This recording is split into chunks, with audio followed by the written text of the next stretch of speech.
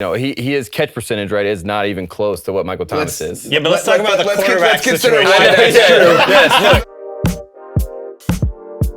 All right, guys, we're talking about which wide receiver would you build your team around? There's obviously a lot of different options, a lot of different things to consider.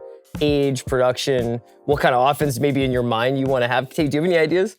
I'm going to go, you talked about age first, so I'm going to go young, right? So I'm going to go 25 years old. That's where I start out. I like someone that's 25. And then I'm looking around the league, and I see all these superstars. OBJ's right there. Odell is probably the pick that most people would think. I'm going Michael Thomas. And I don't know how you guys feel about Michael Thomas, but can't guard Mike. That's what he says. He can't guard him. He's Keyshawn Johnson's nephew. I don't know if people know Some legacy, yeah. Got some legacy, and he likes to talk, right? It's like we haven't gotten to see it yet, but he does like to talk. Back-to-back 1,000-yard receiving years. And I don't know, with Drew Brees there, he's the number one option now. They got rid of Cooks, and I don't know, Michael Thomas, that's my pick. This may seem crazy to say just because we've seen what Michael Thomas has done so far. You said 2 straight 1,000-yard seasons. He's come on strong from the beginning. But I think this could be the Michael Thomas year. The year where he just absolutely explodes. You assume the defense is going to take a step back a little bit just because regression is real for a team that gets that much better that fast. Brees, 23 touchdowns after how many straight seasons of 30 touchdowns. This is the year in my mind where we could see that 95 catch, 1,500-yard, 12 touchdown Michael Thomas season where he's the wide receiver in the NFL. Yeah, he's the guy there too. Like they don't have anyone that comes close to his. How dare you talk about Cam Meredith that way? Mm-hmm. How dare I thought you were going to say Ted Ginn. that's your stance on this. No, I mean, I buy that. I think he's a super. What would you say are like? What's his skill set? Because I still think people don't really know that much about him, to be honest. Catches everything. Yeah, that's what I'm going to say. I don't really know how much people care about catch percentage, but that's like the new thing that people talk about. But 69%, that's not a joke. The guy catches everything around him. I think OBJ. He's not Jarvis Landry either. He's not catching 6-yard outs. Yeah, right. These are Drew Brees throwing deep balls. Yeah, bless him. Just get blessed. And that's exactly what he does every single time he goes up and gets the ball. And he's not afraid of anyone, too. I saw him practice. They were like, he's the most physical receiver. He gets his hand in everyone's face. He talks to Lattimore, who was obviously so great on that defense you talked about last year. So he's not afraid of anyone. You know what I mean? That's the big thing. He wants to be a superstar. And like I said, Keyshawn Johnson has showed him the way, so he can do it. It's weird. We don't see that many guys built like that anymore. Yeah. There aren't that many just really imposing receivers that don't know how to get Who would open. you say like a comp for him would be? It's historically. A good question. It just feels he's like got so much length. He's he reminds me of a little bit more athletic Anquan Bolt. I guess that's what I would say. He's just really good at understanding spacing, how to set up routes, inside, outside. But I think he's a little bit more athletic. I think he's got a little bit more top end speed. One thing that's interesting too is as we were talking about quarterbacks and Garoppolo going into a Shanahan offense, it's like being a wide receiver in a Drew Brees, Sean Payton offense seems about the best finishing school you can have. We've never really seen an outside guy dominate statistically for them, though. Yeah. Even when they had, who's the last real high end production receiver that the Saints have had? It's probably Marcus Colston. Yeah. And Colston did a lot of slot operation, which that's the weird thing is that we've never seen this type of player with Brees. And I think that this is the year where it all kind of comes to a head for both of them together. And I don't think it's crazy to say that Michael Thomas could be the best receiver in the AFC or in the NFC South, and that's with Julio there. Yeah, that's right. Especially with the contract problems that Julio's had and the delay in getting in there. 25-year-old guys for the next 5 years, would you rather have Michael Thomas or Odell Beckham? I'm going Michael Thomas. I don't think that's a crazy opinion. I'm going to add in a name, too. I don't know if he's 25. He might be 25. Is DeAndre Hopkins. And he actually kind of the one I was thinking of that would remind me of Michael Thomas just because he's got size, speed, length, and then insane hands. And but he does drop balls more. His catch percentage, right, is not even close to what Michael Thomas is. Yeah, but let's talk about the quarterback situation. I know Tom Savage was there. Yeah. DeAndre Hopkins, in my opinion, has the best hands in the NFL. Yeah. His focus at the catch point is insane. And so I think he's up there too.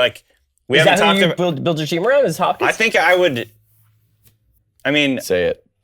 It's a little bit of a devil's advocate thing because I think the next guy we're going to talk about, it's hard to compete with. But I think just because of his size and his versatility to do everything, he can catch, contested balls. He can beat any corner off the line. He's really, really fast. He's, great hands. So he's got the whole package. And we haven't even really seen his potential because he's mostly played with bad quarterbacks his whole career. And so, I think he's definitely up there. Plus, he's younger than this guy. And I want to just what pitch makes it to you Hopkins so remarkable is that in a lot of ways, he's antithetical to what we want in the modern receiver.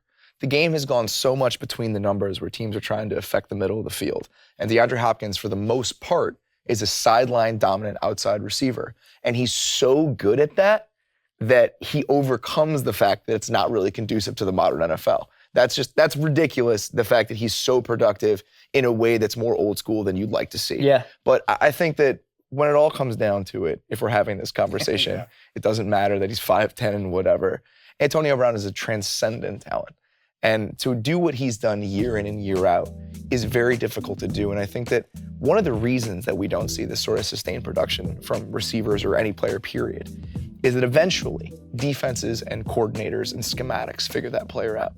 And what makes Brown so dominant and so unceasingly dominant is that he affects the game from every position on the field.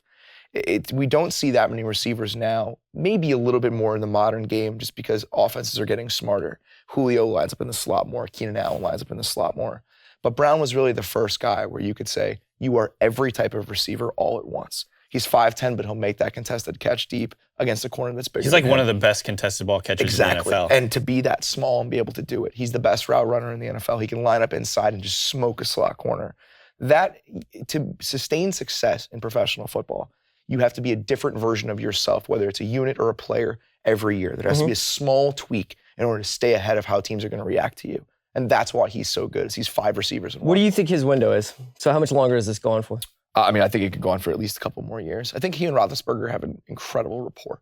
You guys have been, you guys are talking too. about a lot of really interesting stuff. You're talking about hands, focus, catch percentage, lots of like really valid things, but you haven't mentioned crack blocks.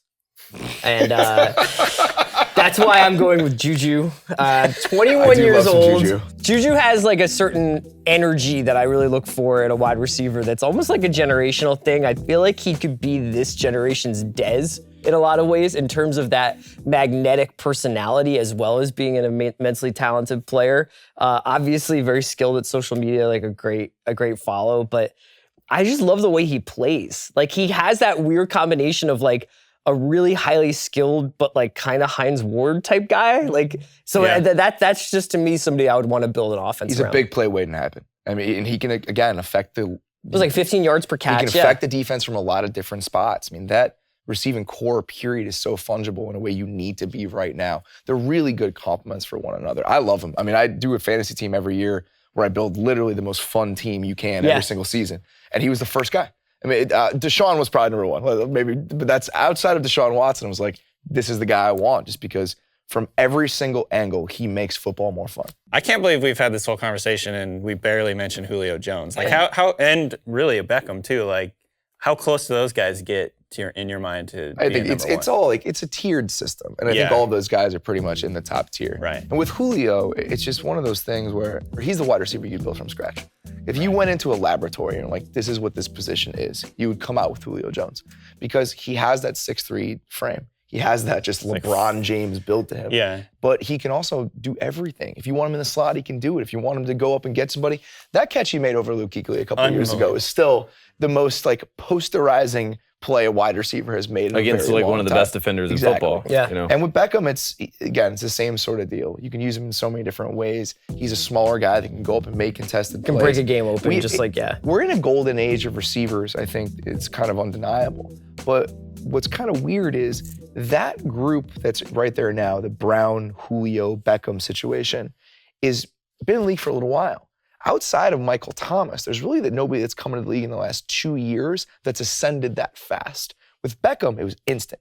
As soon as he was in the 5th game of that season, he was automatically, from the day one he was on the field, one of the best receivers in the league. The last couple classes have not really included that guy, and especially this year, who's it going to be? DJ Moore? It's been a weird dip, and I think that's almost accentuated how good those other guys are. Can I ask about one other guy that used to be a star that everyone talked about, and that's AJ Green? Oh my God! We didn't even talk about AJ Green. That is a perfect example. So like AJ Green and Alshon Jeffrey are the two guys I'm sitting over thinking like if I want to start a team, those are two receivers that are like number one guys I can put on my team, and you're good and you're ready to roll. Tell me about it. But it's AJ like Green is tier one. We've He's talked tier about one. all these guys, and we still haven't gotten down there, which is kind of crazy. I think AJ Green is just so mindlessly good that it just is one of those things. We know what AJ Green is. I love Alshon Jeffrey. He has my heart.